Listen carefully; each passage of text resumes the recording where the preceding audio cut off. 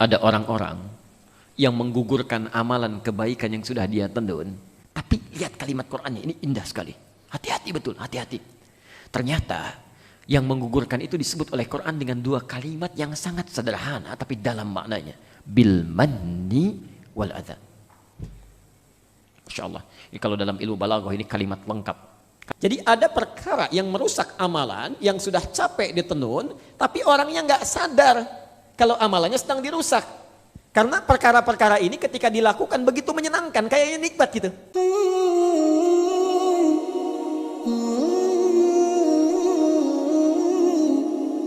Quran surah ke-2 Al-Baqarah ayat 264. Ini langsung warning dari Quran, peringatan pada seluruh amalan. Pada seluruh amalan. Ya ayyuhalladzina amanu la tubtilu sadaqatikum bil manni wal adha. Berhenti dulu di sini. Ya ayyuhalladzina amanu, hei orang-orang yang masih merasa punya iman. Saya tegaskan, ini tidak akan pernah saya bosan mengingatkan. Jika Bapak Ibu membaca Al-Quran, ayatnya diawali dengan kalimat iman, itu tandanya informasi yang disampaikan akan menjadi indikator keimanan kita.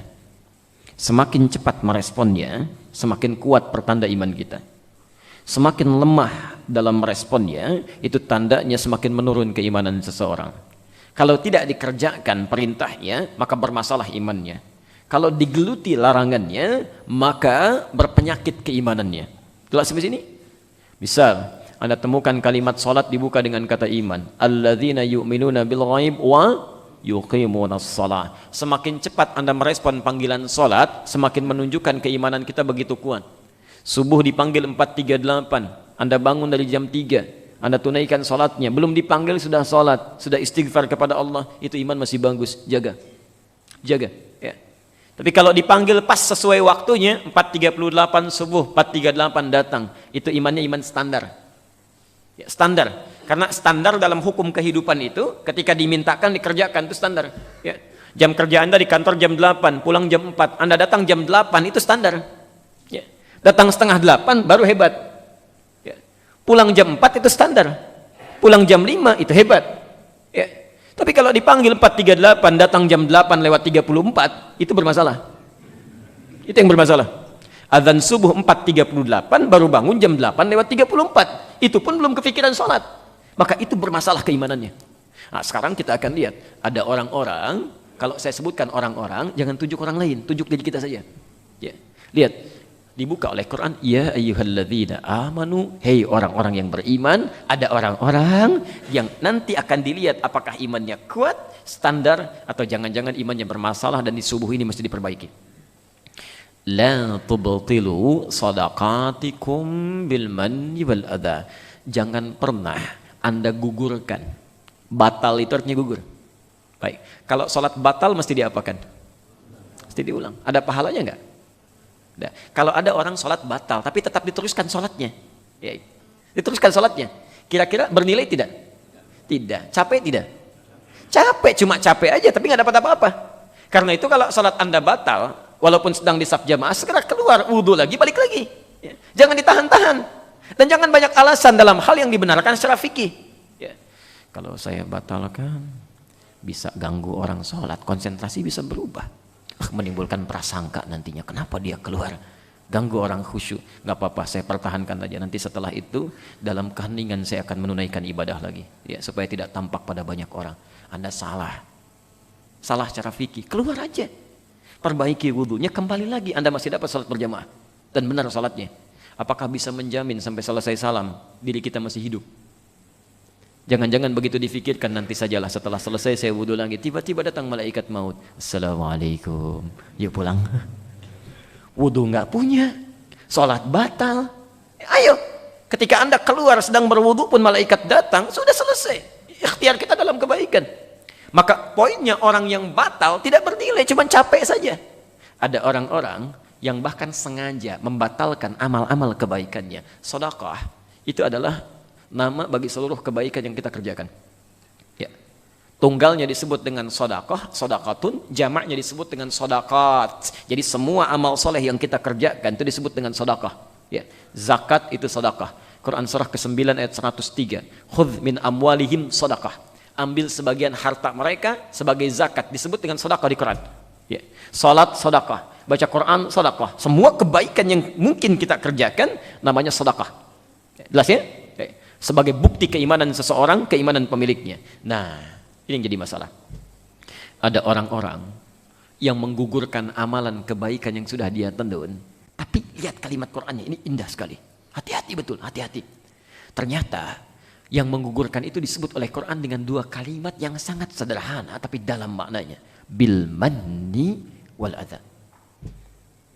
Masya Allah. Ini kalau dalam ilmu balaghah ini kalimat lengkap. Kalimat lengkap, dua yang tidak ada tiganya. Ya, kalau hilang satu berkurang keutamaannya, bertambah sesuatu semakin berkurang juga maknanya. Lihat, kalau kalimatnya al-manni saja, bil manni cukup sampai sini, ya, maka tidak akan tepat. Karena al-manni itu asalnya sesuatu yang menyenangkan. Ya. Sesuatu yang menyenangkan. Alhamdulillah. Al-Baqarah ayat 57.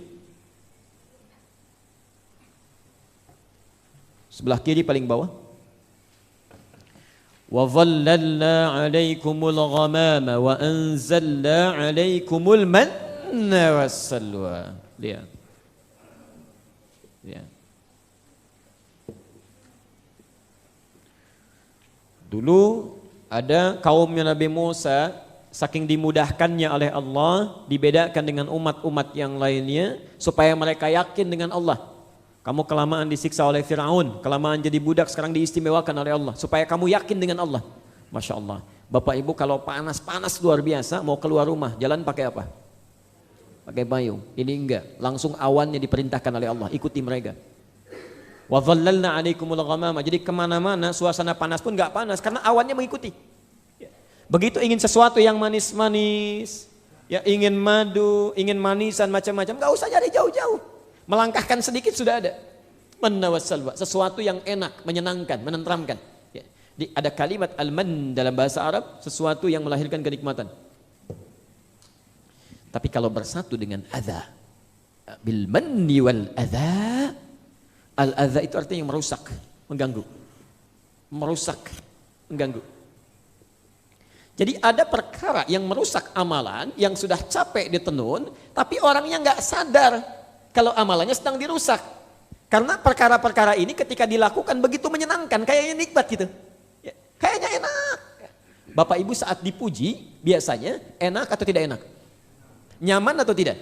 Nah ada pujian-pujian tertentu yang justru menggugurkan amalan. Ya, hati-hati.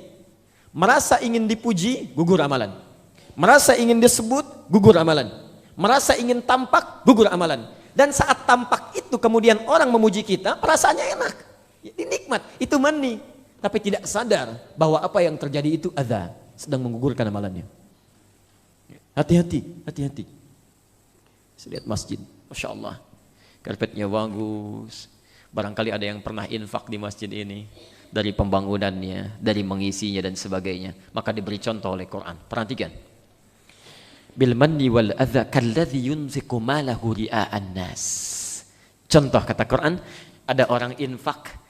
Masya Allah, jadi hartanya kan tidak mudah itu. Kadang berpeluh dengan keringatnya, kadang dengan berbagai halnya, dikeluarkan karena Allah. Allah pun balas dengan pahala yang luar biasa. Cuma sayang, ria'an nas. Masuk penyakit ria, saat ria itu kayaknya nikmat, enak gitu. Nampak diketahui orang, dipuji orang, banyak hal muncul dalam kehidupan. Masya Allah Pak, terima kasih banyak Pak ya. Kalau bukan kemarin Bapak dananya sangat besar, itu masjid ini belum tentu jadi. Pelan-pelan masuknya itu. Itu kan karunia Allah saja, nggak apa-apa. Padahal hatinya mulai muncul, tek, tek, tek, gitu kan. Besoknya sudah mulai rasanya lain. Tek, semakin rajin ke masjidnya, karena yang tanya baru satu orang. Ya. Siapa nih yang bikin bagus? Kalau bukan Bapak itu tuh, mulai muncul. Yang paling berbahaya kalau sudah merasa memiliki nantinya. Masjid rumah siapa? Rumah Allah. Makanya sebelum jadi, kalimatnya umum, pernah saya sampaikan. Man bana masjidan fil ardi. Siapa yang berkontribusi membangun satu masjid, mau apapun bentuknya, mau kayu, mau dari batu sekalipun, ya, mau dari marmer yang paling indah, semua energi yang dikeluarkan, harta yang dikeluarkan akan diganti oleh Allah, dibuatkan satu rumah di surga. Tapi masjidnya kalau sudah jadi, kalimatnya dijamakkan di Quran.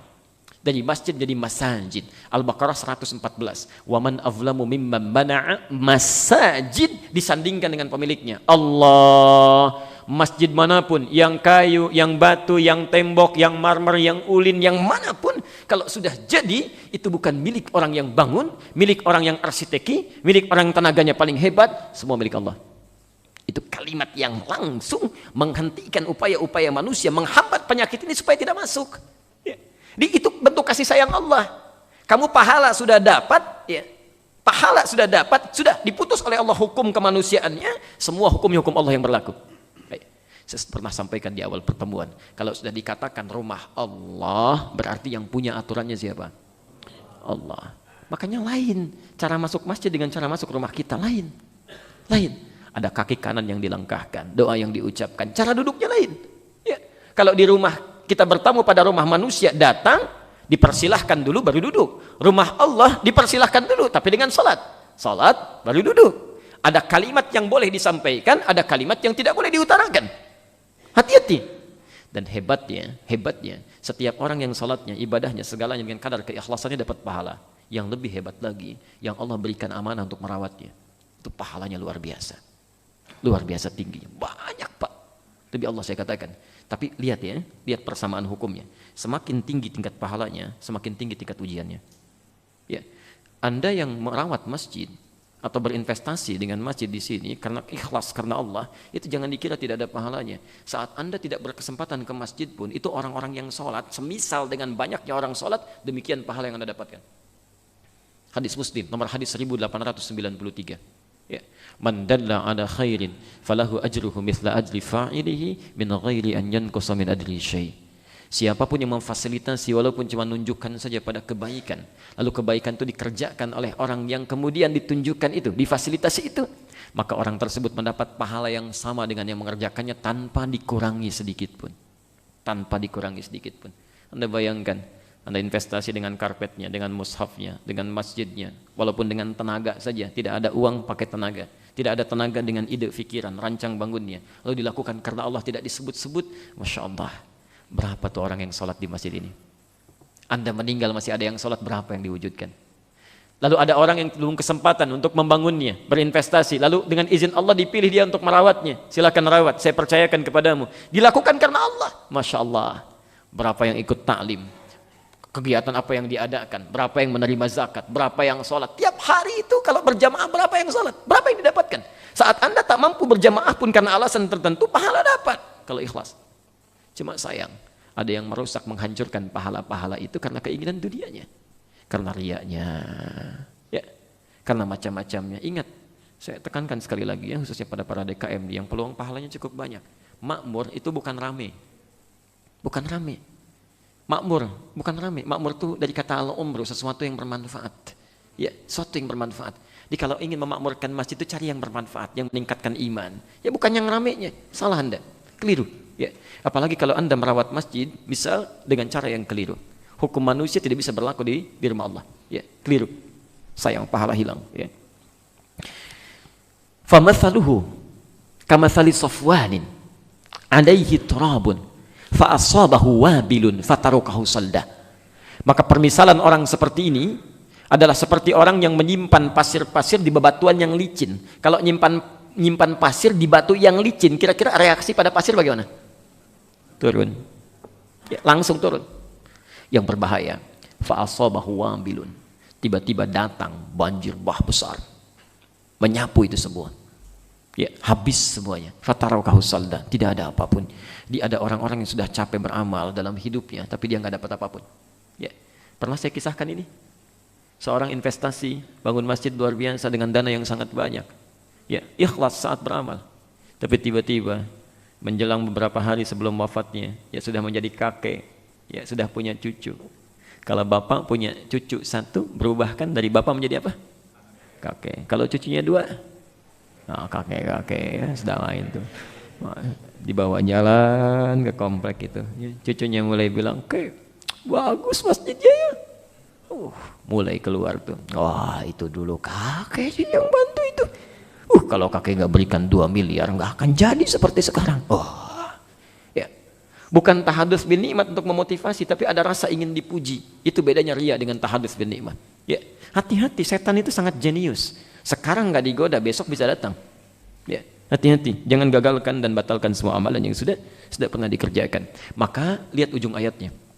La yaqdiruna ala syai'im mimma kasabu. Itu sindiran yang sangat tajam. Ada orang yang sudah capek-capek beramal nggak dapat apapun. Capek-capek bekerja tidak dapat apapun. Tapi yang paling dahsyat ujung ayatnya, wallahu la yahdil qaumal kafirin. Allah tidak akan pernah berikan petunjuk pada orang-orang kafir. Ya, disamakan dengan orang kafir, tapi masih beruntung orang kafir. Ya, maaf, orang kafir tidak sholat dapat pahala tidak? Tidak. Ada orang mengaku muslim sholat, tapi sholatnya bermasalah, nggak dapat pahala juga. Yang kafir dia nggak sholat, dia nggak capek. Yang muslim dia sholat, tapi punya penyakit. Ya. Bahasa Qurannya itu diserupakan, bahkan lebih buruk. Ya. Hati-hati. Ya. Karena itu jaga niat dalam salat Anda, baca Quran Anda, amalan Anda, segala yang pernah kita kerjakan. Jelas sampai sini?